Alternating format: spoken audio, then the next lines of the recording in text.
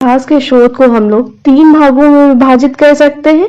पहला साहित्यिक साक्ष्य, दूसरा विदेशी यात्रियों का विवरण, तीसरा पुरातत्व संबंधी साक्ष्य। अगर साहित्यिक साक्ष्य की बात की जाए तो ये फिर से 2 भागों में विभाजित है। धार्मिक साहित्य या धर्म ग्रंथ, दूसरा है लौकिक साहित्य। धार्मिक साहित्य के अंतर्गत ब्राह्मण साहित्य, ब्राह्मणेतर साहित्य आ जाते हैं, जिनके बारे में हम लोग आगे चर्चा करेंगे। और लौकिक साहित्य के अंतर्गत ऐतिहासिक ग्रंथ, जीवनी, कल्पना प्रधान गल्प साहित्य आ जाते हैं। विदेशी यात्रियों के विवरण में हमें यूनानी, चीनी और अरबी लेखकों का विवरण मिलता है।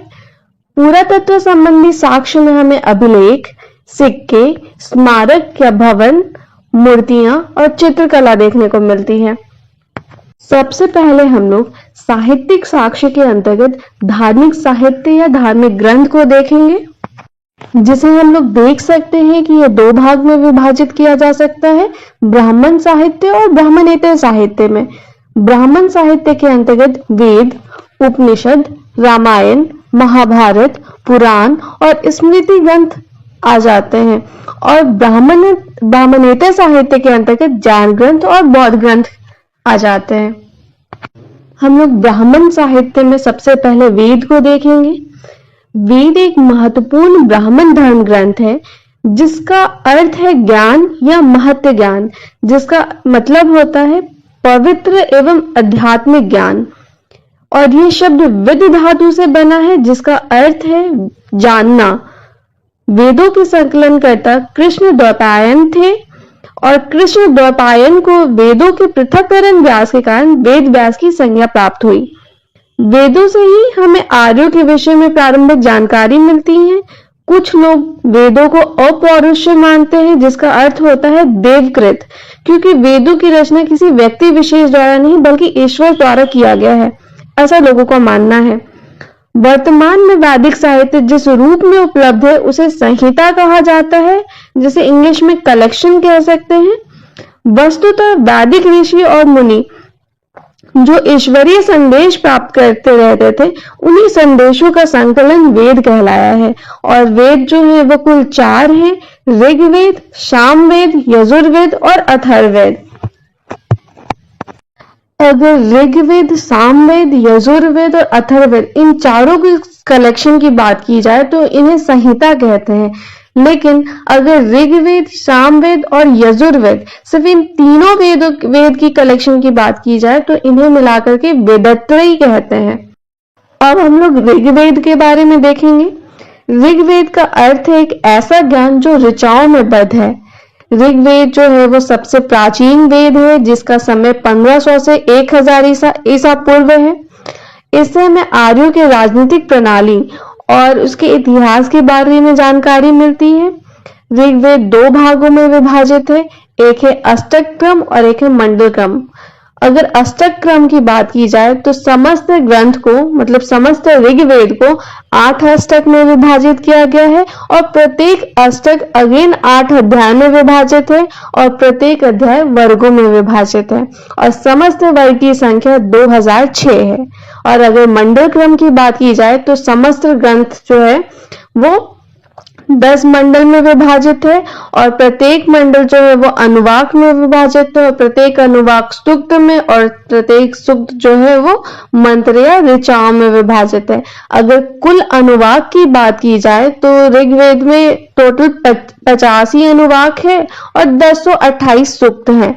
और अगर सूक्तों के ऋचाओं की संख्या की बात की जाए तो वो 10,552 है, जो कि अप्रॉक्स में 10,600 है। अगर सूक्तों के पुरुष रचयिता की बात की जाए, मतलब सूक्तों के रचयिता पुरुष भी थे और स्त्री भी थी, तो अगर पुरुष रचयिता की बात की जाए तो गृत्समित, विश्वामित्र, वामदेव, अत्रि, भारद्वाज और वशिष्ठ ये मुख्य थे। और अगर स्त्री रचयिता की बात की जाए तो लोपामुद्रा, घोषा, अपाला, विश्ववारा, सिक्ता, साची पौलोमी, कक्षावृति ये लोग मुख्य स्त्री रचयिता थे, जिसमें प्रमुख थी लोपामुद्रा। दूसरा से सातवां मंडल जो है वो ऋग्वेद का, वो सबसे प्राचीन है, और पहला और 10वां मंडल ये दोनों बाद में जोड़ा गया है। और दूसरा से सातवें मंडल जो है, इन सबको कलेक्शन को एक साथ हम लोग गोत्र मंडल, वंश मंडल या ऋषि मंडल, इन तीनों नाम से पुकारते हैं। ऋग्वेद के मंडल एवं उसके रचयिता की बात की जाए तो प्रथम मंडल और 9वें और 10वें मंडल, इन तीनों के रचयिता बहुत सारे हैं, बहुत सारों ने मिलकर के इनकी रचना की है, क्योंकि ये बाद में जोड़ा गया है। दूसरे मंडल के रचयिता है गृत्समद, तीसरे विश्वामित्र, चौथे वामदेव, पांचवें अत्रि, छठे भारद्वाज, सातवें वशिष्ठ, आठवें कण्व व अंगिरा। ऋग्वेद के तीसरे मंडल में गायत्री मंत्र का उल्लेख किया गया है, जो कि सावित्री देवता को समर्पित है, जिसकी रचना विश्वामित्र द्वारा की गई है। सातवें मंडल में दशराज युद्ध का उल्लेख किया गया है, जो कि भरत कबीले के राजा सुदास और पुरु कबीले के मध्य हुआ था। और ये पुरु कबीला 10 जनों से मिलकर मिला हुआ एक संघ था, और भरत कबीले के जो मुख्य पुरोहित थे वो वशिष्ठ थे, और पुरु कबीले के मुख्य पुरोहित विश्वामित्र थे। भरत कबीले के राजा सुदास ने रावी नदी, जिसको ऋग्वैदिक काल में परुष्णी नदी कहा जाता था, उसके तट पर 10 राजाओं के संघ को पराजित किया था और चक्रवर्ती राजा की उपाधि धारण की थी। ऋग्वेद के 8वें मंडल में हस्तलिखित प्रतियों के परिशिष्ट को खिल कहा जाता है। नौवां मंडल सोम देवता को समर्पित है। 10वां मंडल पुरुष सूक्त, नासदीय सूक्त, विवाह सूक्त, नदी सूक्त, देवी सूक्त आदि का उल्लेख है। ऋग्वेद में गंगा शब्द का उल्लेख एक बार किया गया है, वहीं यमुना शब्द का उल्लेख 3 बार मिलता है। और ऋग्वेद के सूक्त तत्कालीन सभ्यता और संस्कृति की जानकारी के प्रामाणिक स्रोत हैं। ऋग्वेद और ईरानी ग्रंथ वेद अवेस्ता में समानता पाई जाती है। ऋग्वेद के मंत्रों का उच्चारण यज्ञों के अवसर पर होती ऋषियों द्वारा होता था। ऋग्वेद की 5 शाखाएं हैं: शाकल, वास्कल, आश्वलायन, संखायन, मांडुकायन। और ऋग्वेद की एकमात्र शाखा वर्तमान में उपलब्ध है, वह है शाकल शाखा। ऋग्वेद के 9वें मंडल में कवि अंगिरस का एक कथन है: मैं कवि हूँ, मेरे पिता वैद्य हैं, माता अन्न पीसने वाली है। इस कथन से हमें ऋग्वैदिक समाज के कर्म प्रधान होने की जानकारी मिलती है। सामवेद, साम का अर्थ होता है गान। सामवेद में संकलित मंत्रों को देवताओं की स्तुति के समय गाया जाता था। सामवेद में कुल 1549 ऋचाएं हैं, जिसमें 75 के अतिरिक्त शेष ऋग्वेद से ले ली गई हैं। इन ऋचाओं का गान सोमयज्ञ के समय उद्गाता करते थे। सामवेद की 3 महत्वपूर्ण शाखाएं हैं: कौथुमीय, जामिनीय एवं रानायनीय। सामवेद में प्रमुख देवता सविता या सूर्य हैं। इसमें मुख्यतः सूर्य की स्तुति के मंत्र हैं, लेकिन फिर भी इसमें इंद्र और सोम के भी पर्याप्त वर्णन है। भारतीय संगीत के इतिहास के क्षेत्र में सामवेद का महत्वपूर्ण योगदान रहा है। इसे भारतीय संगीत का मूल कहा जाता है। सामवेद का प्रथम दृष्टा वेद व्यास के शिष्य जामिनी को माना जाता है। यजुर्वेद, यजुष शब्द का अर्थ है यज्ञ, और यजुर्वेद मूलतः कर्मकांड ग्रंथ है। इसकी रचना कुरुक्षेत्र में मानी जाती है।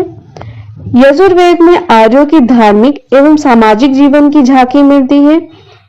इस ग्रंथ से पता चलता है कि आर्य सप्त सांडव से आगे बढ़ गए थे और वे प्रकृति पूजा के प्रति उदासीन होने लगे थे। यजुर्वेद के मंत्रों का उच्चारण अध्वर्व नामक पुरोहित करता था। इस वेद में अनेक प्रकार के यज्ञों को संपन्न करने की विधि है, और यह वेद गद्य तथा पद दोनों रूपों में लिखा गया है। गद्य को यजुष कहा गया है, और यजुर्वेद का अंतिम अध्याय ईशावास्य उपनिषद है। यजुर्वेद के 2 मुख्य भाग हैं, एक है शुक्ल यजुर्वेद, दूसरा है कृष्ण यजुर्वेद। शुक्ल यजुर्वेद में केवल दर्श, पौर्णमास आदि अनुष्ठान के लिए आवश्यक मंत्रों का संकलन है, और जिसकी मुख्य शाखाएं हैं माध्यान्ह और काण्व, और इन संहिताओं को वात्सनेय भी कहा गया है। कृष्ण यजुर्वेद में मंत्रों के साथ साथ तांत्रियोजक ब्राह्मणों का भी सम्मिश्रण है। इसकी मुख्य शाखाएं तैत्तिरीय, मैत्रायणी, काठक और कपिस्थल हैं। यजुर्वेद से उत्तर वैदिक युग की राजनीतिक, सामाजिक और धार्मिक जीवन की जानकारी मिलती है। तैत्तिरीय संहिता को आपस्तम्भ संहिता भी कहते हैं। अथर्ववेद, इसकी रचना अथर्वण तथा आंगिरस ऋषियों द्वारा की गई है, इसलिए इसे अथर्वांगिरस वेद भी कहा जाता है। इसके अन्य नाम गोपद ब्राह्मण में इसे अथर्वांगिरस वेद कहते हैं। ब्रह्म विषयक होने के कारण इसे ब्रह्मवेद भी कहा गया है। आयुर्वेद, चिकित्सा, औषधि आदि के वर्णन होने के कारण इसे भेषज वेद भी कहा जाता है। पृथ्वी सूक्त इस वेद का अति महत्वपूर्ण सूक्त है, इसके कारण इसे महिवेद भी कहते हैं। इसमें कुल 20 कांड, 730 सूक्त और 5987 मंत्र है। यह वेद भौतिकवादी विषयों, दर्शन एवं अध्यात्मवाद का चिंतन प्रस्तुत करता है। इसमें वास्तु शास्त्र का बहुमूल्य ज्ञान उपलब्ध है। इस वेद के महत्वपूर्ण विषय हैं ब्रह्म ज्ञान, औषधि प्रयोग, रोग निवारण, जनतंत्र, टोना टोटका आदि। इस वेद में परीक्षित को कुरुओं का राजा कहा गया है तथा इसमें कुरु देश की समृद्धि का अच्छा चित्रण मिलता है। इस वेद में आर्य एवं अनार्य विचारधाराओं का सम्मिश्रण है। उत्तरवादी काल में इस वेद का विशेष महत्व है। ऋग्वेद के दार्शनिक विचार का प्रौढ़ रूप इसी वेद में प्राप्त हुआ है। शांति और पौष्टिक कर्मों का संपादन इसी वेद में मिलता है। अथर्ववेद में सर्वाधिक उल्लेखनीय विषय आयुर्विज्ञान है। इसके अतिरिक्त जीवाणु विज्ञान और औषधि आदि के विषय में भी जानकारी इसी वेद से मिलती है। भूमि सूक्त के द्वारा राष्ट्रीय भावना का सुदृढ़ प्रतिपादन सर्वप्रथम इसी वेद में हुआ। इस वेद की 2 शाखाएं हैं, पिप्पलाद और शौनक। अथर्ववेद का एकमात्र ब्राह्मण साहित्यिक गोपद ब्राह्मण है। इसी में मगध एवं वैशाली का सर्वप्रथम उल्लेख किया गया है। वेद एवं उनके उपवेद तथा प्रवर्तक। ऋग्वेद का उपवेद है आयुर्वेद, जिसके प्रवर्तक है प्रजापति ब्रह्मा। सामवेद का उपवेद है गंधर्व वेद, जो कि संगीत कला से संबंधित है, इसके प्रवर्तक है नारद। यजुर्वेद का उपवेद है धनुर्वेद, जो कि युद्ध कला से संबंधित है, जिसके प्रवर्तक है विश्वामित्र। अथर्ववेद का उपवेद है शिल्पवेद, जो कि भवन निर्माण कला से संबंधित है, जिसके प्रवर्तक है विश्वकर्मा। अब हम लोग ब्राह्मण ग्रंथ के बारे में देखेंगे, जिनकी रचना यज्ञों एवं कर्मकांड के विधानों, उनकी क्रियाओं को भली भांति समझने के लिए की गई है। ब्राह्मण ग्रंथ का अर्थ होता है यज्ञ के विषयों का अच्छी तरह से प्रतिपादन करने वाला ग्रंथ।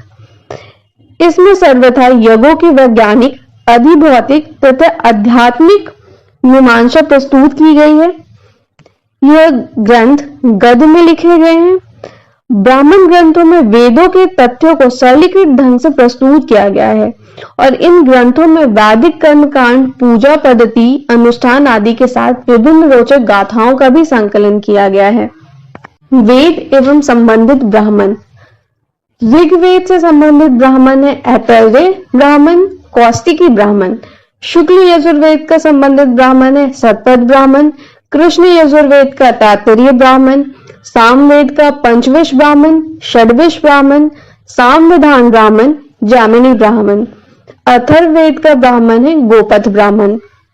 ऐतरेय ब्राह्मण ऋग्वेद के शाकर शाखा से संबंधित है, जिससे हमें यह पता चलता है कि उस समय पूर्व में विदेह जाति का राज्य था, पश्चिम में निच और अपाच्य राज्य थे, उत्तर में कुरु और मद्र का शासन था और दक्षिण में भोज्य राज्य था।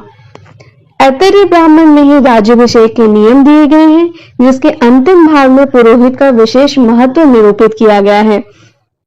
कौस्तिकी ब्राह्मण ऋग्वेद की वास्कल शाखा से संबंधित है, जिसमें अन्य ब्राह्मण ग्रंथों की भांति ही मानवीय आचार के नियम और निर्देश दिए गए हैं। शतपथ ब्राह्मण शुक्ल यजुर्वेद के दोनों शाखाओं काण्व और मध्याह्निनी से संबंधित है। इसमें यज्ञों को जीवन का सबसे महत्वपूर्ण कृत्य बताया गया है और इसके रचयिता याज्ञवल्क्य हैं। तैत्तिरीय ब्राह्मण ये कृष्ण यजुर्वेदीय शाखा से संबंधित है। इसके अनुसार मनुष्य का आचरण देवों के समान होना चाहिए और इस ग्रंथ में मन को ही सर्वोच्च प्रजापति बताया गया है। षड्विश ब्राह्मण यह सामवेद की कौथुम शाखा से संबंधित है और इसमें सबसे पहले भूकंप, अकाल आदि का वर्णन किया गया है। जामनीय ब्राह्मण यह 3 भागों में विभक्त है और यह भी सामवेद से संबंधित है और इसमें ही कहा गया है ऊंचा मत बोलो, भूमि अथवा दीवार के भी कान होते हैं। अब हम लोग आरण्यक देखेंगे। आरण्यक ब्राह्मण के ही अंग है, जिनका विषय अध्यात्म, चिंतन तथा दर्शन है। इन ग्रंथों में प्राण विद्या की महिमा का प्रतिपादन विशेष रूप से मिलता है। इन्हें आरण्यक इसलिए कहा जाता है क्योंकि इन ग्रंथों का मनन अरण्य अर्थात वन में किया जाता था। वेद एवं संबंधित आरण्यक। ऋग्वेद से संबंधित आरण्यक है ऐतरेय, कौशिकी। यजुर्वेद से संबंधित है बृहदारण्यक, मैत्रायणी, तैत्तिरीयारण्यक। सामवेद से संबंधित है जैमिनी उपनिषद या तवलकार आरण्यक। अथर्ववेद का कोई आरण्यक नहीं है। अब हम लोग उपनिषद देखेंगे, जिसका शाब्दिक अर्थ है समीप बैठना अर्थात ब्रह्म विद्या को प्राप्त करने के लिए गुरु के समीप बैठना। इस प्रकार उपनिषद एक ऐसा रहस्य ज्ञान है जिसे हम गुरु के सहयोग से ही समझ सकते हैं। उपनिषद का अर्थ उस ज्ञान से भी होता है जिससे मनुष्य ब्रह्म ज्ञान अर्थात आत्मज्ञान की प्राप्ति करता है। उपनिषद का विषय है आध्यात्मिक ज्ञान। ब्रह्म विषयक होने के कारण इन्हें ब्रह्म विद्या भी कहा जाता है। उपनिषदों में आत्मा, परमात्मा एवं संसार के संदर्भ में प्रचलित दार्शनिक विचारों का संग्रह मिलता है। उपनिषद के अनुसार आत्मा परमात्मा का ही अंश है। उपनिषद वैदिक साहित्य के अंतिम भाग तथा सारभूत सिद्धांतों के प्रतिपादक हैं, अतः इन्हें वेदांत भी कहा जाता है। इनका समय 800 से 500 ईसा पूर्व के मध्य कहा जा सकता है। उपनिषदों ने जिस निष्काम कर्म मार्ग और भक्ति मार्ग का दर्शन दिया है, उसका विकास भगवत गीता में हुआ। उपनिषदों की कुल संख्या 108 है, जिसमें प्रमुख उपनिषद है ईश, केन, कठ, प्रश्न, मांडुक्य, मुंडक, तैत्तिरीय, ऐतरेय, छांदोग्य, बृहदारण्यक, कौशिकी, श्वेताश्वर। भारत का प्रसिद्ध राष्ट्रीय आदर्श वाक्य सत्यमेव जयते मुंडकोपनिषद से लिया गया है। मुंडकोपनिषद में ही यज्ञ की तुलना फूटी नाव से की गई है। कठोपनिषद में यक्ष नचिकेता संवाद मिलता है। जवालोपनिषद में चारों आश्रम का उल्लेख है। श्वेताश्वरोपनिषद में पहली बार भक्ति शब्द का उल्लेख किया गया है। वेद एवं संबंधित उपनिषद। ऋग्वेद से संबंधित उपनिषद है ऐतरेयोपनिषद, यजुर्वेद से बृहदारण्यकोपनिषद, शुक्ल यजुर्वेद से ईशावास्योपनिषद, कृष्ण यजुर्वेद से तैत्तिरीय उपनिषद, कठोपनिषद, श्वेताश्वरोपनिषद, मैत्रायणी उपनिषद। सामवेद से संबंधित है बाष्कल उपनिषद, छांदोग्योपनिषद, केनोपनिषद। अथर्ववेद से संबंधित है प्रश्नोपनिषद, मुंडकोपनिषद, मांडुक्योपनिषद। अब हम लोग वेदांग देखेंगे। वेदांग शब्द का अभिप्राय है जिसके द्वारा किसी वस्तु के स्वरूप को समझने में सहायता मिले। सामान्यतः ऐसा माना जाता है कि वेदांगों की रचना उत्तरवादी काल में हुई। ये ग्रंथ वास्तव में वेदों के ज्ञान एवं रहस्य को सरल रूप प्रदान करते हैं। वेदों के अर्थ को अच्छी तरह समझने में वेदांग काफी सहायक होते हैं। वेदांगों की कुल संख्या 6 है, जो है शिक्षा, कल्प, व्याकरण, निरुक्त, छंद और ज्योतिष। शिक्षा में वैदिक वाक्यों के स्पष्ट उच्चारण हेतु इसका निर्माण हुआ। वैदिक शिक्षा संबंधी प्राचीनतम साहित्य प्रति साक्ष्य है। कल्प वैदिक कर्म कांडों को संपन्न करवाने के लिए निश्चित किए गए विधि नियमों का प्रतिपादन कल्प सूत्र में किया गया है। व्याकरण इसके अंतर्गत समासों एवं संधि आदि के नियमों, नामों एवं धातुओं की रचना, उपसर्ग एवं प्रत्यय के प्रयोग आदि के नियम बताए गए हैं। पाणिनि की अष्टाध्यायी प्रसिद्ध व्याकरण ग्रंथ ही है। निरुक्त शब्दों की व्युत्पत्ति एवं निर्वचन बताने वाले शास्त्र निरुक्त कहलाते हैं।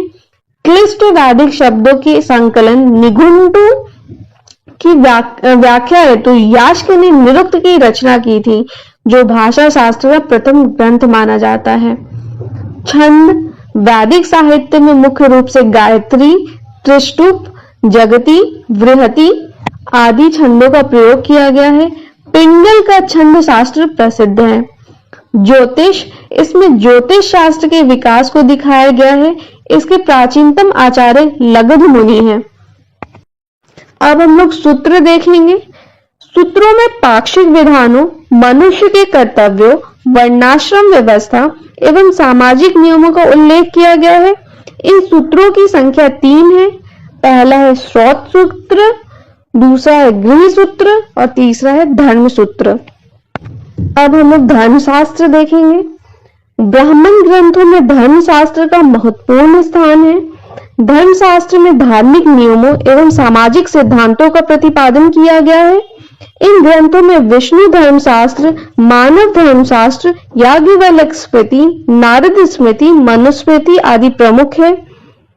धर्मशास्त्र के अंतर्गत 4 साहित्य आते हैं: धर्मसूत्र, स्मृति, टीका एवं निबंध। अगर स्मृति की बात की जाए तो मनुष्य के पूरे जीवन से संबंधित अनेक क्रियाकलापों के बारे में असंख्य विधि निषेधों की जानकारी हमें स्मृतियों से मिलती है, जिसमें मनुस्मृति सबसे प्राचीनतम है और मनुस्मृति से शुंग वंश की जानकारी भी प्राप्त होती है और नारद स्मृति से हमें गुप्त काल की जानकारी प्राप्त होती है। मुख्य निबंधकार एवं रचनाएं: देवेंद्र भट्ट की रचना है स्मृति चंद्रिका, श्रीदत्त उपाध्याय की रचना है आचार दर्श, माधवाचार्य की रचना है पराशर माधवी, जिमूतवाहन की रचना है दाएं भाग, रघुनंदन की रचना है स्मृति तत्व। अब हम लोग महाकाव्य देखेंगे, जिनमें भारत में 2 प्रसिद्ध और प्राचीन महाकाव्य हैं, रामायण और महाभारत।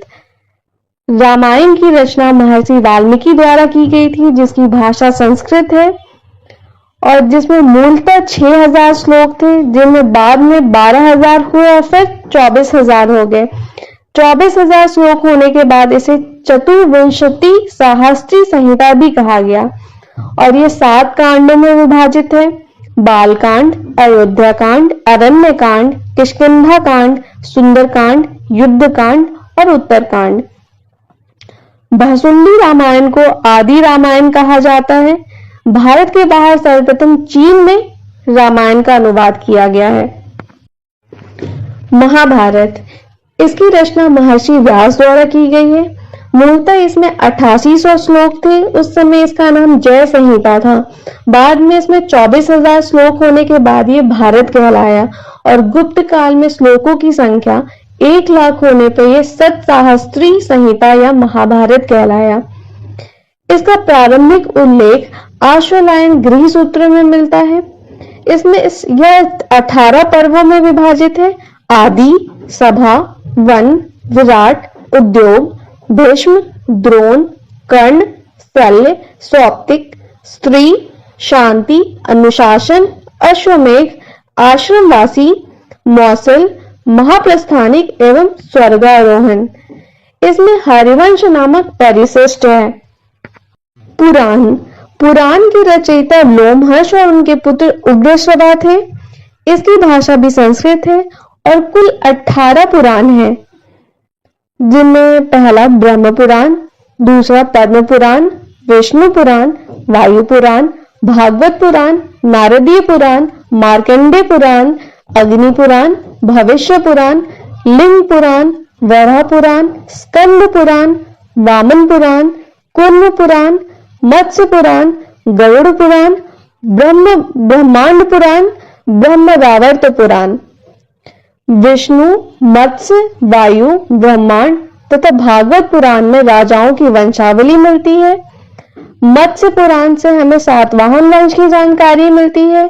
विष्णु पुराण से हमें मौर्य वंश की जानकारी मिलती है। वायु पुराण से हमें गुप्त वंश की जानकारी मिलती है। मार्कंडे पुराण से देवी दुर्गा से संबंधित है, जिसमें दुर्गा सप्तशती का उल्लेख किया गया है। अग्नि पुराण में तंत्र का उल्लेख किया गया है और गणेश पूजा का प्रथम बार उल्लेख किया गया है। और हम लोग ब्रह्मनेत्र साहित्य में सबसे पहले बौद्ध साहित्य को देखेंगे, जिसे त्रिपिटक कहा जाता है। महात्मा बुद्ध के परिनिर्वाण के बाद आयोजित बौद्ध संगतियों में त्रिपिटक का संकलन किया गया, जो कि सबसे प्राचीन बौद्ध धर्म ग्रंथ है और यह संस्कृत भाषा में लिखी गई है। उलन और रिज डेविस महोदय ने पिटक का अर्थ बताया था टोकरी, और ये त्रिपिटक 3 भागों में विभाजित है: सुत्त पिटक, विनय पिटक और अभिधम्म पिटक। सुत्त पिटक में बुद्ध के उपदेशों का संग्रह है। विनय पिटक में बौद्ध मठों में रहने वाले भिक्षु भिक्षुणियों के अनुशासन संबंधी नियम है। अभिधम्म पिटक में महात्मा बुद्ध के उपदेश एवं सिद्धांतों तथा बौद्ध मतों की दार्शनिक व्याख्या की गई है। सुत्त पिटक 5 निकाय में विभाजित है: दिघ निकाय, मध्यम निकाय, संयुक्त निकाय, अंगुत्तर निकाय और खुदक निकाय। और विनय पिटक 4 भागों में विभक्त है: प्रतिमोक्ष, सुत्त विभंग, खंडक और परिवार। और अभिधम्म पिटक के संकलनकर्ता मोगलीपुत्तेस हैं और ये 7 ग्रंथ में विभाजित है: धम्म संगनी, विभंग, धातु कथा, पुग्गल पन्नति, कथावात्रु, यमक, तत्थान। और इन 7 को सप्तकरण कहा जाता है। सुत्त पिटक को बौद्ध धर्म का इंसाइक्लोपीडिया भी कहा जाता है। इन त्रिपिटकों के अलावा पाली भाषा और संस्कृत भाषा में कुछ अन्य बौद्ध ग्रंथ भी हैं, जिनमें पाली भाषा के मुख्य बौद्ध ग्रंथ है मलिंदपनो, दीपवंश और महावंश। मलिंदपनो में यूनानी नरेश मिनांडर, जिन्हें मिलिंद भी कहा जाता है, और बौद्ध भिक्षु नागसेन के बीच बौद्ध मत पर वार्तालाप का वर्णन है। दीपवंश में सिंहल द्वीप के इतिहास के बारे में प्रकाश डाला गया है। महावंश मगध के राजाओं की क्रमबद्ध सूची मिलती है। जातक कथा भगवान बुद्ध के पूर्व जन्म की कथाओं का संकलन है, जिनकी कुल संख्या 549 है। संस्कृत भाषा में कुछ बौद्ध ग्रंथ है, जो है महावस्तु, ललित विस्तार, दिव्य वदान, बुद्धचरित, सौंदरानंद, सारिपुत्र प्रकरण। महावस्तु और ललित विस्तार से महात्मा बुद्ध के जीवन के विषय में जानकारी मिलती है। दिव्य वादन से परवर्ती मौर्य शासक एवं शुंग विषय की जानकारी मिलती है। अश्वघोष जो सम्राट कनिष्क के समकालीन थे, उनकी रचना बुद्धचरित, सौंदरानंद और सारिपुत्र प्रकरण में प्रथम 2 महाकाव्य और तीसरा नाटक है। अब हम लोग जैन साहित्य के बारे में देखेंगे, जो कि 12 आगम, 10 प्रकरण, 6 छेद सूत्र, 1 नंदी सूत्र, 1 अनुयोग सूत्र और 4 मूल सूत्र में विभाजित है। आचरांग सूत्र से जैन भिक्षुओं के विधि निषेधों एवं आचार विचार की जानकारी मिलती है। भगवती सूत्र से महावीर स्वामी के जीवन शिक्षाओं के विषय में जानकारी मिलती है। नंदी सूत्र जैन अनुयायियों के स्वतंत्र ग्रंथ है। अनुयोग सूत्र जैन अनुयायियों का विश्वकोश है। जैन साहित्य में पुराणों को चरित कहा जाता है, जिसकी भाषा प्राकृत, संस्कृत तथा अपभ्रंश है। और मुख्य पुराण है पद्म पुराण, हरिवंश पुराण, आदि पुराण। अन्य जैन ग्रंथ हैं परिशिष्ट पर्वन, भद्रबाहु चरित, आवश्यक सूत्र, आचरांग सूत्र, भगवती सूत्र, कालिका पुराण आदि। हम लोग लौकिक साहित्य देखेंगे, जिसके अंतर्गत ऐतिहासिक एवं समसामयिक साहित्य आते हैं, जिसे धर्मेतर साहित्य भी कहते हैं। इस प्रकार की कृतियों से तत्कालीन भारतीय समाज के राजनीतिक एवं सांस्कृतिक इतिहास को जानने में काफी मदद मिलती है। और ऐसी रचनाओं में सबसे पहला उल्लेख अर्थशास्त्र का कर सकते हैं, जिसकी रचना विष्णुगुप्त या फिर चाणक्य द्वारा की गई है और ये भारत का पहला राजनीतिक ग्रंथ माना जाता है। इससे मौर्यकालीन राजनीतिक, सामाजिक, आर्थिक और धार्मिक स्थिति की जानकारी मिलती है। दूसरी पुस्तक है हमारी मुद्रा राक्षस, जो कि विशाख दत्त द्वारा रचित है। इससे हमें चंद्रगुप्त मौर्य और उनके गुरु चाणक्य के विषय में और साथ ही नंद वंश के पतन और मौर्य वंश की स्थापना के इतिहास के बारे में जानकारी मिलती है। अगली किताब है हमारी पाणिनिकृत अष्टाध्यायी और महर्षि पतंजलि द्वारा रचित महाभाष्य। इन ग्रंथों में कहीं कहीं राजा महाराजाओं एवं जनतंत्र के घटना चक्र का विवरण मिलता है। दूसरी किताब है हमारी गार्गी संहिता, जिससे हमें भारत में हुए प्रथम यूनानी आक्रमण का उल्लेख मिलता है। अगली किताब है हमारी मालविकाग्निमित्रम, जो कि कालिदास द्वारा रचित है। इस ग्रंथ से हमें पुष्यमित्र शुंग और उसके पुत्र अग्निमित्र के समय के राजनीतिक घटना चक्र और शुंग एवं यवन संघर्ष का उल्लेख मिलता है।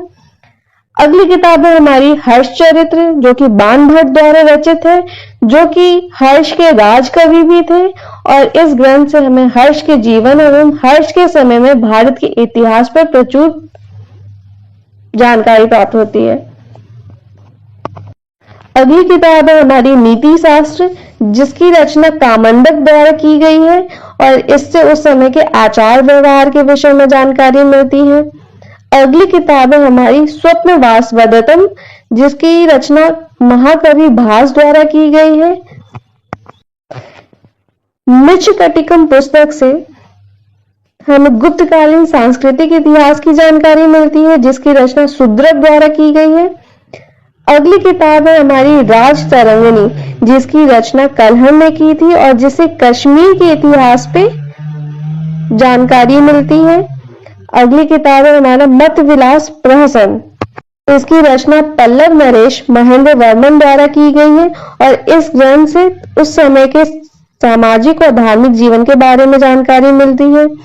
अगली किताब है हमारे पृथ्वीराज विजय, जो कि 1191 से 93 के बीच में इसकी रचना कश्मीरी पंडित जयानक ने की थी और इससे पृथ्वीराज तृतीय के विषय में जानकारी मिलती है।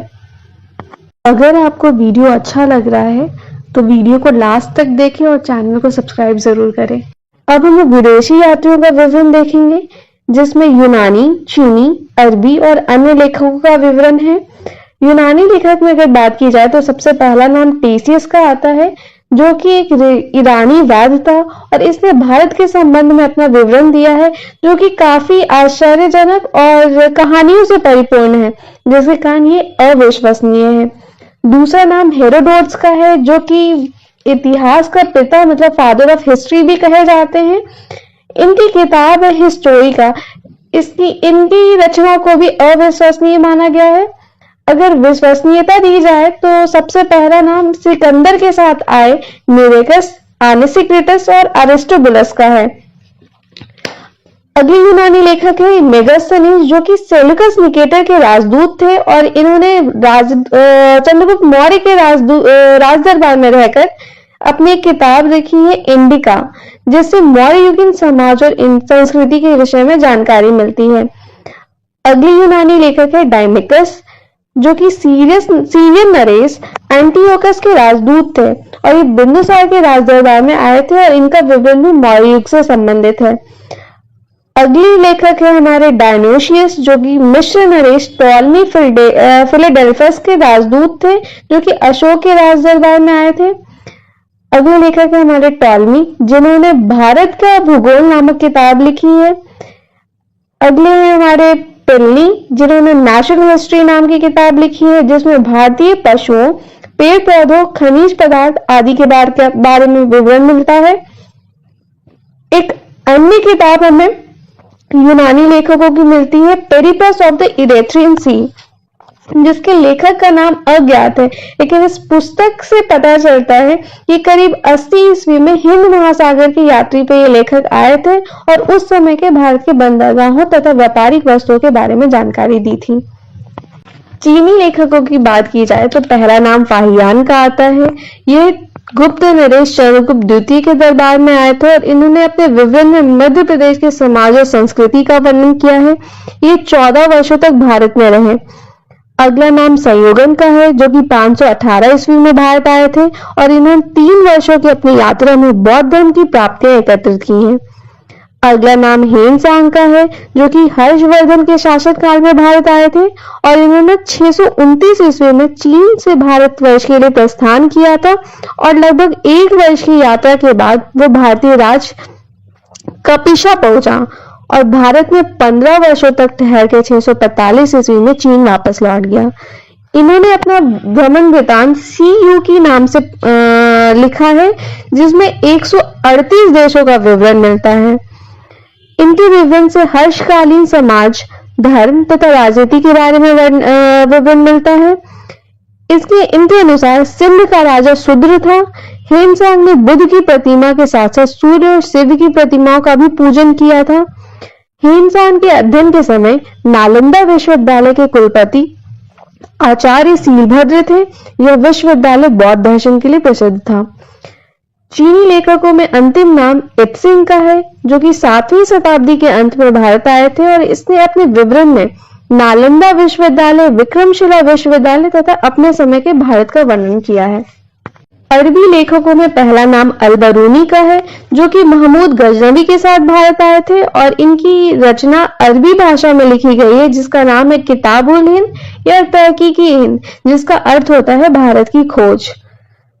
दूसरा नाम अरबी लेखकों में इब्न बतूता का है। इन्होंने भी अपनी रचना अरबी भाषा में लिखी है और अपने यात्रा वृत्तांत या इनकी रचना का नाम है रहला और इनकी विद्वता से प्रभावित होकर के 1333 ईस्वी में सुल्तान मोहम्मद बिन तुगलक ने इन्हें दिल्ली का काजी भी नियुक्त किया था। अन्य लेखकों में तारानाथ और मार्को पोलो है। तारानाथ एक तिब्बती लेखक था जिसे कंग्यूर या तंगयूर नामक ग्रंथ की रचना की थी। इसमें भारतीय इतिहास के बारे में जानकारी मिलती है। मार्को पोलो 13वीं शताब्दी के अंत में पांड्य देश की यात्रा पर आया था और इसका विवरण पांड्य इतिहास के अध्ययन के लिए उपयोगी है। पुरातत्व संबंधी साक्ष्य। भारतीय पुरातत्व शास्त्र का पिता अर्थात father of Indian archaeology sir Alexander Cunningham को कहा जाता है। पुरातत्व साक्ष्य के अंतर्गत मुख्यतः अभिलेख, सिक्के या मुद्राएं, स्मारक, भवन, मूर्तियां और चित्रकला आती हैं। अभिलेख में सबसे प्राचीनतम अभिलेख बोगजकोई अभिलेख है। उसके बाद के अभिलेख में हम लोग अशोक के अभिलेख देख सकते हैं और अशोक के बाद के अभिलेख देख सकते हैं। बोगजकोई अभिलेख सबसे प्राचीनतम अभिलेख है और ये मध्य एशिया के बोगजकोई नामक स्थान से करीब 1400 ईसा पूर्व में पाए गए हैं। इसमें अनेक वैदिक देवता इंद्र, मित्र, वरुण, नासत्य आदि का उल्लेख मिलता है। अशोक के अभिलेखों में हमें हैदराबाद के मास्की नामक स्थान से एक अभिलेख मिलता है जिसमें अशोक के नाम का स्पष्ट उल्लेख मिलता है। इसके अतिरिक्त गुर्जरा मध्य प्रदेश में, पनगुड़िया मध्य प्रदेश से प्राप्त लेखों में अशोक का नाम मिलता है। मतलब कि अशोक के अभिलेखों में मास्की, गुर्जरा और पनगुड़िया नामक जगहों से प्राप्त अभिलेखों में अशोक का नाम मिलता है और अन्य सभी उसके अभिलेखों में उसको देवताओं का प्रिय प्रियदर्शी मतलब देव नाम प्रिय प्रियदर्शी कहा गया है। अशोक के अभिलेख मुख्यतः ब्राह्मी, खरोष्टी तथा अरमाइकी लिपियों में मिलते हैं, जिसमें अधिकांशतः ब्राह्मी लिपि में खुदे हुए हैं। इन लिपियों को बाईं से दाईं ओर लिखा जाता है। पश्चिमोत्तर प्रांत में प्रयुक्त होने वाली खरोष्टी लिपि दाईं से बाईं ओर लिखी जाती थी। पाकिस्तान और अफगानिस्तान में पाए गए अशोक के अभिलेखों में प्रयुक्त लिपि अरमाइकी और यूनानी थी। अशोक के बाद के अभिलेखों में जो मुख्य अभिलेख हैं वो निम्नलिखित हैं। खारवेल का हाथी गुम्फा अभिलेख, शक छत्र प्रथम रुद्रदमन का जूनागढ़ अभिलेख, सातवाहन नरेश पुलुमावी का नासिक गुहालेख, हरिसेन द्वारा लिखित समुद्रगुप्त का प्रयाग स्तंभलेख, मालव नरेश यशोवर्मन का मंदसौर अभिलेख, चालुक्य नरेश पुलकेशिन द्वितीय का ऐहोल अभिलेख, प्रतिसार नरेश भोज का ग्वालियर अभिलेख, स्कंदगुप्त का भीतरी तथा जूनागढ़ लेख, बंगाल के शासक विजय सेन का देवपाड़ा अभिलेख। कुछ गैर सरकारी अभिलेख भी मिले हैं, जैसे यवन राजदूत हेलियोडोरस का वेसनगर या विदिशा से प्राप्त गरुड़ स्तंभ लेख। इससे द्वितीय शताब्दी ईसा पूर्व में भारत में भागवत धर्म के विकसित होने का साक्ष्य मिलता है। मध्य प्रदेश के एरण्य से प्राप्त वराह प्रतिमा पर हूण राजा तोरमार के लेखों का विवरण है। अभिलेखों का अध्ययन इपिग्राफी कहलाता है। अगर मुद्राओं की बात की जाए तो भारत की प्राचीनतम मुद्राएं 6वीं शताब्दी ईसा पूर्व में प्रचलित हुई और इस पर लेख नहीं होते थे। कुछ प्रतीक जैसे पर्वत, वृक्ष, पशु, पक्षी, मानव, पुष्प, ज्यामितीय आकृतियां आदि अंकित रहते थे। इन्हें आहत मुद्रा या पंच मार्क्ड कॉइन्स कहा जाता था। सर्वप्रथम भारत में शासन करने वाले यूनानी शासकों के मुद्राओं पर लेख तथा तिथियां उत्कीर्ण मिलती हैं। सर्वाधिक मुद्राएं उत्तर मौर्य काल में मिलती हैं, जो प्रधानतः शीशे, पोटीन, तांबे, कांसे, चांदी और सोने की होती थी। कुषाणों के समय में सर्वाधिक शुद्ध स्वर्ण मुद्राएं प्रचलन में थी। सर्वाधिक स्वर्ण मुद्राएं गुप्त काल में जारी की गई। समुद्रगुप्त की कुछ मुद्राओं पर यूप, कुछ पर अश्वमेध यज्ञ और कुछ पर वीणा बजाते हुए दिखाया गया है। कनिष्क की मुद्राओं से यह पता चलता है कि वह बौद्ध धर्म का अनुयायी था। सातवाहन नरेश तातकिर्णी की एक मुद्रा पर जलपोत का चित्र अंकित है, जिससे अनुमान लगाया जाता है कि उसने समुद्र विजय की थी। चंद्रगुप्त द्वितीय की व्याघ्र की मुद्राओं से उसकी पश्चिम भारत में शकों की विजय सूचित होती है। स्मारक और भवनों में हमें हड़प्पा कालीन इमारतें मिलती हैं, मौर्य कालीन इमारत मिलती है और मंदिरों के अवशेष मिलते हैं। मौर्य कालीन इमारतों में चंद्रगुप्त मौर्य के समय लकड़ी के बने राजप्रसाद के ध्वंसावशेष मिलते हैं। कौसंबी की खुदाई से महाराज उदयन के राजप्रसाद और घोषित राम विहार के अवशेष मिलते हैं। अतरंजी खेड़ा में खुदाई से लोहे के प्रयोग के साक्ष्य मिलते हैं।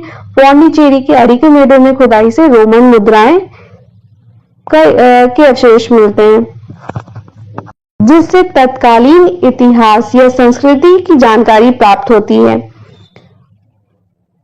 मंदिरों के अवशेष से हमें उस समय के मंदिर निर्माण की प्रचलित शैलियों के बारे में पता चलता है, जो कि उत्तर भारत में नागर शैली प्रसिद्ध थी और दक्षिण भारत में द्रविड़ शैली। लेकिन दक्षिणापथ में निर्मित वैसे मंदिर जो नागर और द्रविड़ दोनों शैलियों का जिसमें समावेश देखा जा सकता है, उसे वेसर शैली कहा गया है। पंचायतन शब्द मंदिर रचना शैली से संबंधित है। एक हिंदू मंदिर तब पंचायतन शैली का कहलाता है जब मुख्य मंदिर 4 सहायक मंदिरों से घिरा होता है। पंचायतन मंदिर के उदाहरण है कंदरिया महादेव मंदिर खजुराहो, ब्रह्मेश्वर मंदिर भुवनेश्वर, लक्ष्मण मंदिर खजुराहो, लिंगराज मंदिर भुवनेश्वर, दशावतार मंदिर देवगढ़ उत्तर प्रदेश, गुंडेश्वर मंदिर महाराष्ट्र। मूर्तियों के अवशेष हमें मौर्य काल, कुषाण काल, गुप्त काल और उत्तर गुप्त काल के मिलते हैं। मौर्य काल में छोटी मृग मूर्तियां बनाई जाती थी, लेकिन वास्तविक मूर्तियों का निर्माण कुषाण काल से शुरू हुआ।